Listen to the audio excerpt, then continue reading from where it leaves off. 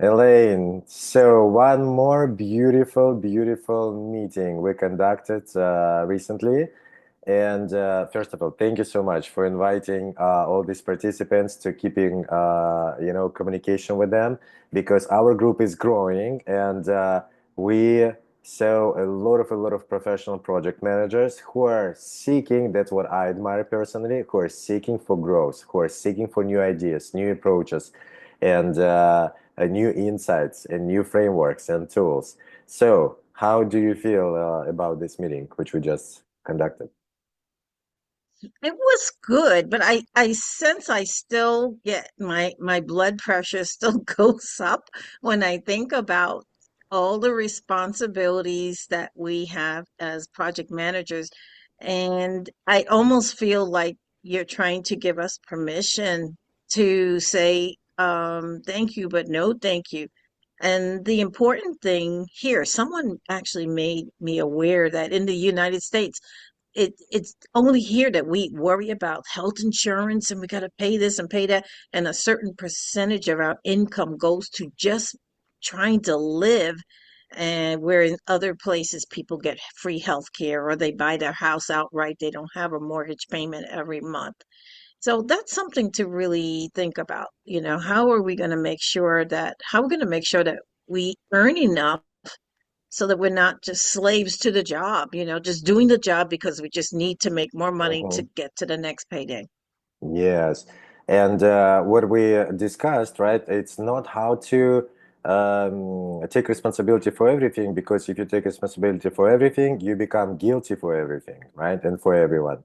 And how to find the balance, right? Between keeping yourself on demand, right? And have a job to pay your bills and to live happy life, right? And at the same time, to don't die, at work because you're responsible for everything, and the whole project is on your shoulders, right? And we find out that one more topic which might be very useful to discuss. It's how to don't put yourself in a partnership or in a contract or in a work with the people, managers, clients, stakeholders, who, let me say it very kindly, right, with whom you have so different values. But if speaking more directly, who are not matching with you at all, right? And how can you assess it while you are going through interviews, maybe, or just communicating, discussing with them the projects and the scope and work? How can you assess them? How well you are matching, and you are matching on the values level. Values, it's what is important to us. And if, for example, for your stakeholders or potential managers, it's important for you to put all responsibility on your shoulders and say, go and work, we pay you money. Do you like it? Do you want it? Do you want to find out yourself in this situation? If not, it doesn't say that the manager is bad. No, it just said that you're not matching, right? Versus to another situation when the manager or stakeholders are very respectful, they value your professionalism, they ask your opinion, they want you to really identify who is responsible for what, to help them maybe identify sometimes these boundaries, right? And to help them to make it work. And in this case, you're not like a, how you say, the slave, right? And the work, right? You're a professional. You're an expert, subject matter expert, right? In the project management field. And that's the totally different dynamic and relationships and satisfaction and opportunities. So we invite you all who are watching this video to join us on March 25th, I guess, right? March 25th, and discuss what rational tools and modern tools, Elaine is going to share AI tools, right? You can use to get more information about the company, about the people who you're going to work with. And I'm going to share intuitive tools, right? Emotional tools. How can you sense them? And how you can trust your gut, and how you can make decisions not only based on the compensation or project topics or something like that, but also how are you feeling now about them, working with them, even before you sign the contract. That's might be very helpful and useful. What do you think, Elaine?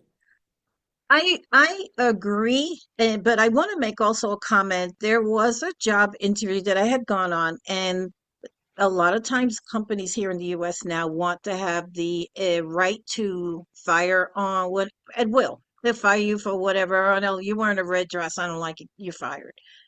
They don't say that, but the thing is for whatever reason.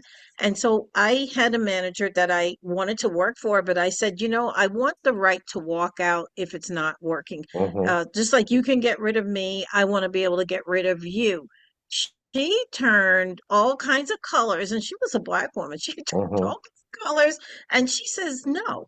And the no came from the point of, I want the power over Uh-huh. you to Uh-huh. hold you and control you and make you feel like you got to do the job or else you don't get any pay, you don't eat, you don't whatever.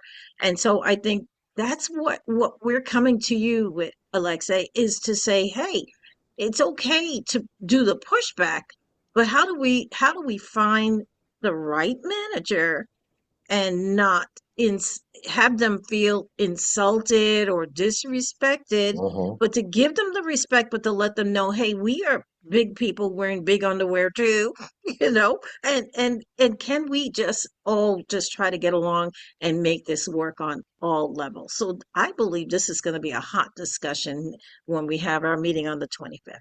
That's awesome. So looking forward to that. Let's discuss beautiful example. Beautiful example, right? How on the early stages you can identify that it's not a match, right? Again, on the values level, right? Not on the compensation level, but on the values level. And you can, we just discussed with you, right? That you can get a job, eventually, but how long you're going to feel satisfied, happy, comfortable, and it's not going to crush your work-life balance, right? Or your health, right? That's what we Mhm. need to, and as a project managers, we know that we need to focus on the short term, middle term, and long term goals, right? So, how can you use your own perception of your uh, uh, professional path, right? Not just looking at the next step, what project you're going to manage, right? But also look at your whole professional journey and see what is best for you. Right. I think it's important that managers know that they can come on this call. You're a manager and you're struggling with a situation. No, don't tell us what company you work for.